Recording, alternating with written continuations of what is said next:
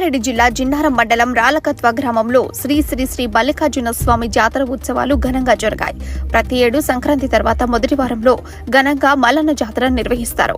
ఇక ఇదే సందర్భంగా ఒగ్గు కథ కళాకారుల నృత్యాలు చేశారు. మల్లన్న స్వామి జాతర చూడటానికి అధిక సంఖ్యలో భక్తులొచ్చారు. యాదవ సంఘం ఆధ్వర్యంలో మధ్యాహ్నం అన్నదాన కార్యక్రమం నిర్వహించారు. ఇక సాయంత్రం డప్పు డోలు వాయిద్యాలతో బండ్లు బోనాలతో అంగరంగ వైభవంగా మల్లన్న స్వామి జాతర నిర్వహించారు.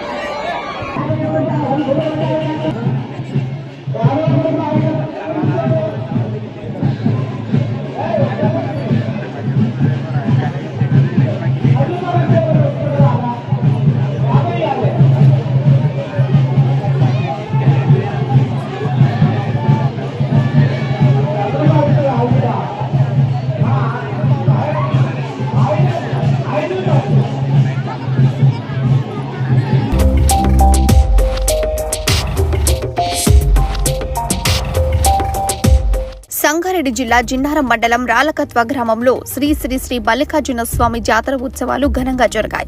ప్రతి ఏడు సంక్రాంతి తర్వాత మొదటి వారంలో ఘనంగా మల్లన్న జాతర నిర్వహిస్తారు. ఇక ఇదే సందర్భంగా ఒగ్గు కథ కళాకారుల నృత్యాలు చేశారు.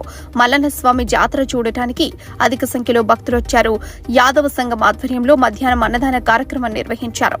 ఇక సాయంత్రం డప్పు డోలు వాయిద్యాలతో బండ్లు బోనాలతో అంగరంగ వైభవంగా మల్లన్న స్వామి జాతర నిర్వహించారు.